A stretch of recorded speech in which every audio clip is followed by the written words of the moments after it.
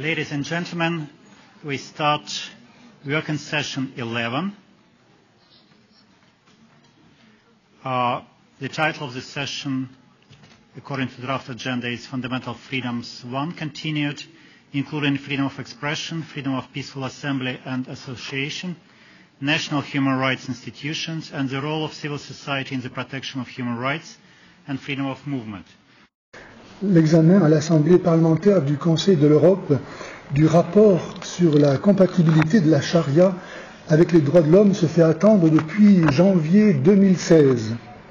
Et ce, certainement, parce qu'il dénonce de plusieurs États la double appartenance au Conseil de l'Europe et à l'Organisation de la coopération islamique, et donc leur ratification de la Déclaration des droits de l'homme en islam, laquelle déclaration subordonne les droits et libertés aux dispositions de la charia, considérée, je cite, comme la seule source de référence. À la suite de la CEDH, le rapport confirme, je cite, l'existence d'incompatibilités structurelles entre la charia et la Convention. Parmi ces incompatibilités figurent l'affirmation de la supériorité des hommes sur les femmes, les règles régissant le mariage, l'absence de liberté de conscience et de religion, l'infériorité légale des non-musulmans, les châtiments inhumains, la légitimation de l'esclavage. Comment l'Europe doit-elle agir à l'égard de la Turquie, de l'Albanie, de l'Azerbaïdjan, signataires à la fois de la Déclaration du Caire et de la Convention européenne?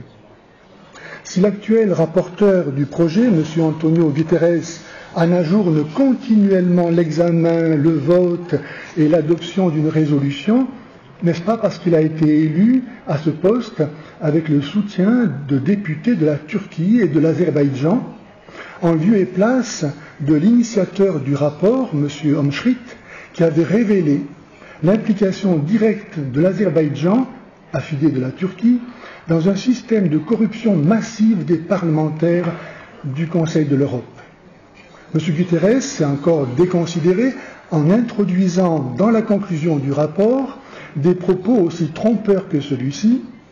Nous devons nous efforcer, dit-il, de concilier des différentes positions et favoriser la compréhension entre la charia et la CEDH, comme si la charia n'était pas immuable.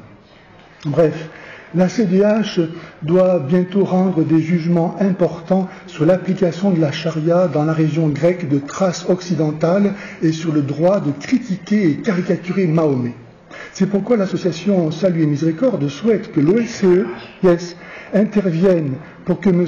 Guterres soit remplacé par l'initiateur et précédent rapporteur du projet, M. Peter Omschrit. Je vous remercie. Merci. Sweden, on behalf of the European Union, please. Thank you, Chair. I'm honored to speak on behalf of the EU. The following countries align